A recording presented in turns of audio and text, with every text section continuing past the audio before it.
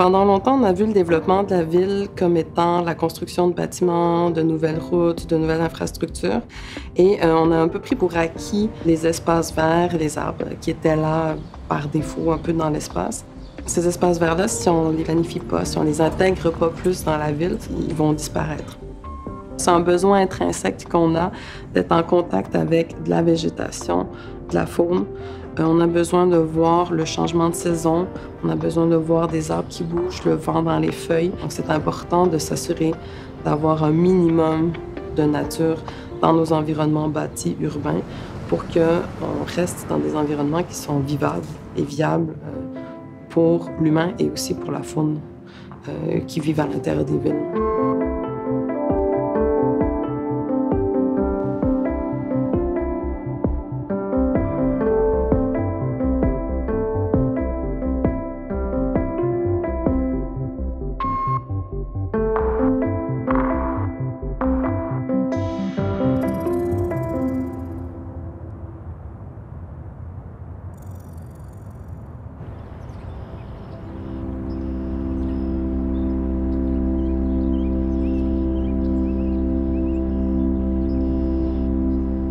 Le parc Frédéric-Bach est situé sur un des plus gros dépotoirs à l'échelle du Québec. Donc, sous nos pieds, plus de 40 millions de tonnes de déchets jusqu'à 70 mètres de profondeur. Les déchets, au fil du temps, se décomposent, donc vont émettre des biogaz, donc généralement du méthane.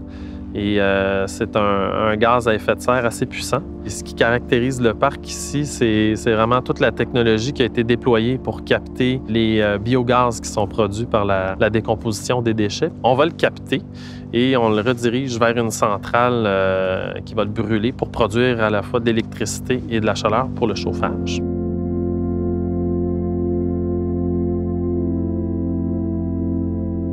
Qui dit déchets putrescibles dit aussi affaissement de terrain. Donc, l'idée derrière ça, c'était de rendre les changements de sol imperceptibles. Donc, si la sphère bouge un petit peu, bien, puisqu'elle est ronde, on ne perçoit pas qu'elle ait plus de niveau, là. Donc, c'est un parc qui pose des défis de conception assez, assez importants.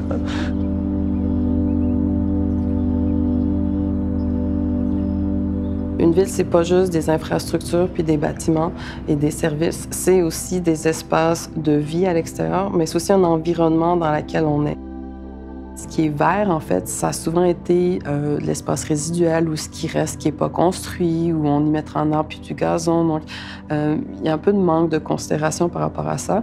Et souvent, aujourd'hui, quand on dit, bien, tout le monde est d'accord qu'on veut plus d'espace vert, mais quand on commence à en proposer puis à en aménager, la réponse la plus commune qu'on a, c'est pas « Ah, c'est pas possible », c'est « Ah, mais non, ça va coûter trop cher à entretenir ».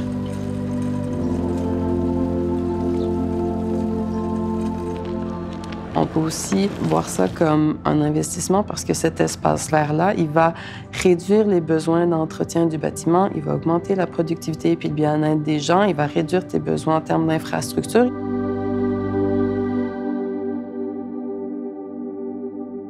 Au-delà de faire des nouveaux parcs puis de planter des nouveaux arbres de rue, ça veut dire quoi mettre de la végétation en ville? Les solutions sont beaucoup plus complexes et diversifiées que juste planter des arbres.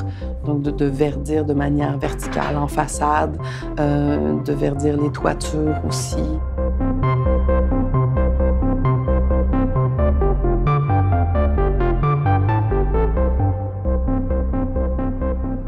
Le verdissement est au cœur de la mission des fermes LUFA. Donc, on verdit des toits, on transforme des îlots de chaleur en îlots de fraîcheur avec des serres pour en faire un espace productif. On produit des tonnes et des tonnes d'aliments. Déjà, à Montréal, dans 4 serres, on produit sur l'équivalent de 6 terrains de football. Puis ça nous permet de nourrir 2 % de la population de Montréal.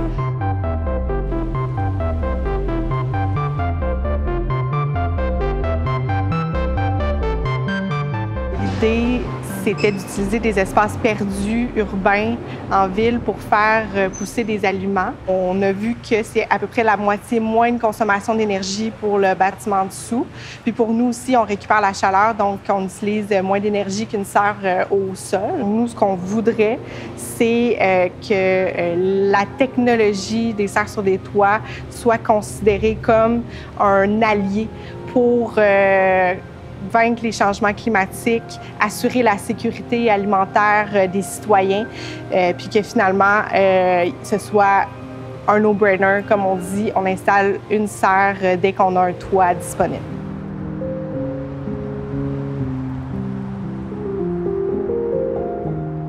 Les fermes LUFA, c'est un exemple de verdissement, mais en même temps, ce qu'on veut surtout faire, c'est augmenter le couvert végétal. Parce que c'est cette végétation-là qui aide à tempérer le climat, à apporter de l'air frais, à filtrer l'eau, à apporter de l'ombre. La manière dont on s'est développé économiquement dans les dernières décennies, siècles, c'est que c'est beaucoup cette logique de, entre guillemets, béton, là, enfin de construction, qui est rentrée dans cette logique économique de financement puis de construction. Bien, souvent, les développeurs, ils prônent un peu qu'ils font des développements durables parce qu'ils construisent plus dense. Ou les municipalités disent bien, on va augmenter la densité, donc on va être plus écologique. Mais la densification, elle n'est pas viable si elle n'est pas accompagnée par une logique d'espace public, d'intégration de la nature et d'échelle humaine et de piétonisation de l'espace là-dedans. Parce que si tu dépends encore de ta voiture dans ton quartier dense pour répondre à tes besoins au quotidien, ça ne fonctionne pas. Quand on réaménage la ville puis qu'on construit la ville, il faut la construire en remettant le piéton au centre du développement.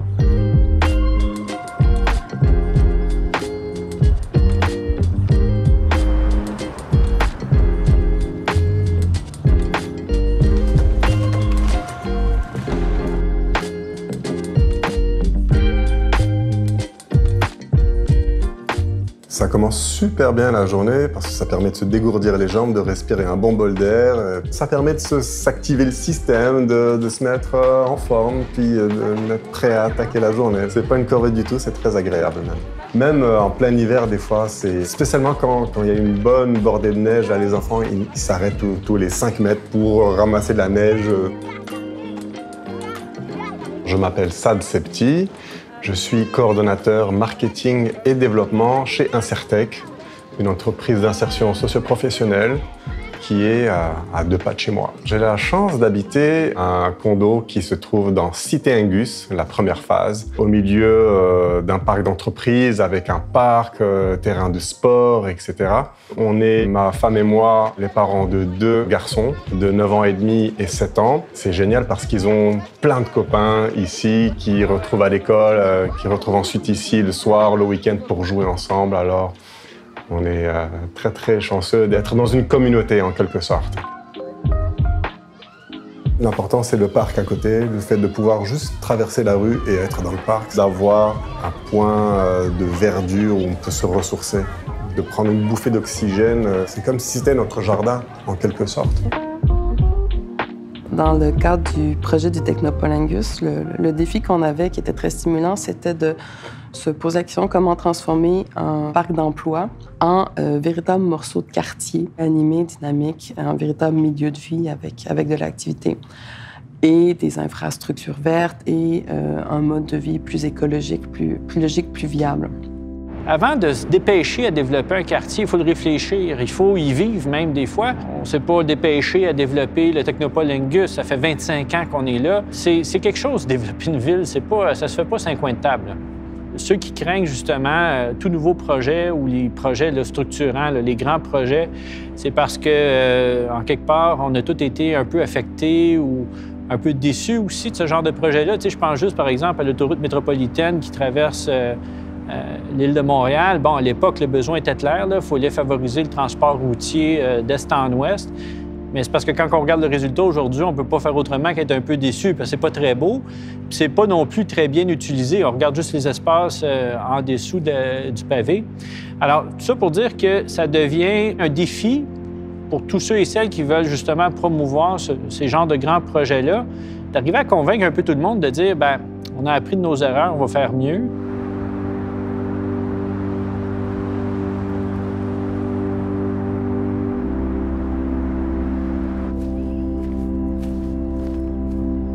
Le verdissement est un élément essentiel au développement des villes. Si on prend l'exemple du quartier Saint-Michel, qui est limitrophe au parc, c'est un quartier qui est très minéralisé, beaucoup de toits plats, beaucoup de rues, peu d'espaces verts.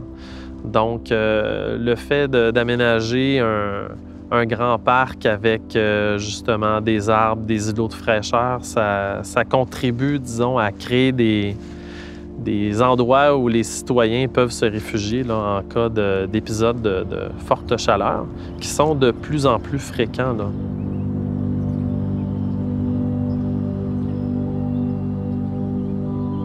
Si on n'agit pas, si on ne développe pas plus d'espaces verts, bien, c'est toute la résilience de la ville qui serait mise à mal. Donc, au contraire, en développant des espaces verts, en offrant des îlots de fraîcheur, comme l'aménagement du parc Frédéric-Bach, ce qu'on vise d'abord et avant tout, c'est à créer une ville qui est plus verte, plus attractive pour les citoyens. Ça participe à la démocratisation de l'accès à l'espace vert.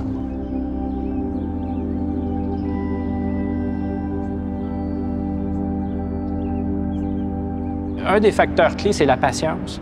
C'est d'avoir aussi le temps d'avoir des développeurs qui vont justement comprendre toutes ces dimensions-là, qui ne vont pas nécessairement juste acquérir des terrains, bâtir des tours, passer au prochain projet. Je pense que les gouvernements doivent faire leur part, c'est-à-dire arriver justement avec des normes, puis peut-être être un peu plus contraignant dans le genre de développement qu'on veut faire, sans l'empêcher, mais du moins le restreindre pour freiner les abus qu'on a connus dans le passé. Je pense que les certifications sont extrêmement utiles. Pourquoi? Parce que des certifications, c'est des outils. Puis c'est des outils qui visent à aider les équipes de projet à faire du développement durable et à l'industrie à changer. Ça reste des outils. Donc après, ça dépend comment on l'utilise. Un des enjeux principaux que la SDA a depuis toujours, c'est de créer des emplois de qualité. Ça, c'est quelque chose qui n'est pas reconnu par la certification LEED pour les quartiers qu'on a eu pour le quartier. Mais c'est une mesure en termes de logique de développement durable qui est fondamentale. C'est tout l'aspect économique et social du développement durable.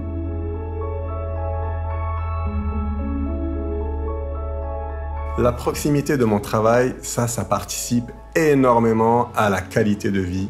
C'est incroyable, je suis au travail en 5 minutes à pied. Je ne pouvais pas rêver mieux. Donc, des fois, même, j'y vais à vélo, j'y vais en planche à roulettes. Je rentre manger à la maison à midi. C'est un grand privilège. On a un mode de vie assez urbain. On ne voulait pas aller en banlieue ou quoi que ce soit. Du temps passé dans la voiture, c'est un petit peu du temps perdu qui pourrait être investi ailleurs de façon beaucoup plus profitable.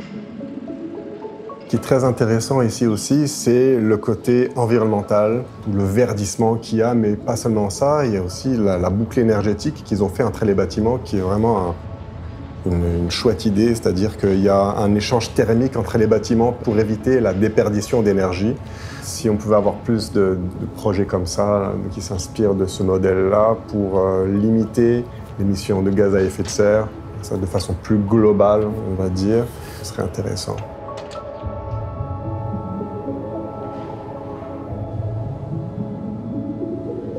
Pour les fermes LUFA, je pense qu'on est passé vraiment de l'utopie environnementale au projet porteur de sens. Notre intention, depuis le début, c'est d'exporter ce modèle-là, de faire en sorte que ce qu'on construit à Montréal se retrouve dans d'autres villes, que les citoyens se sentent en mesure d'implanter toutes sortes de projets, d'essayer des choses, parce que c'est comme ça qu'on apprend. Nous, on n'avait jamais fait pousser de tomates avant de s'installer sur un toit. Donc, c'est par l'expérimentation et c'est erreur que les villes s'améliorent. Puis c'est ce qu'on souhaite pour le futur.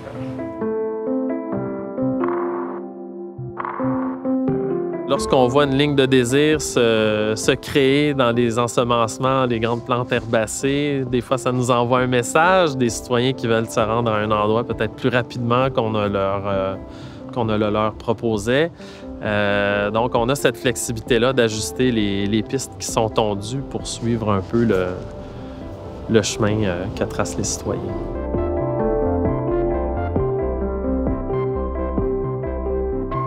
Je ne verrais pas tant que ça une ligne de désir, mais plus un réseau de lignes, d'espaces publics végétalisés qui se mettent à tisser des liens entre les quartiers, entre les infrastructures, comme un réseau de rivières ou un réseau sanguin, mais bien les alimenter en éléments qui vont permettre aux bâtiments, puis aux gens qui vivent dedans, d'avoir un mode de vie plus durable, plus résilient aussi, en fait, à moyen puis à long terme par rapport à l'incertitude de l'avenir qui nous attend.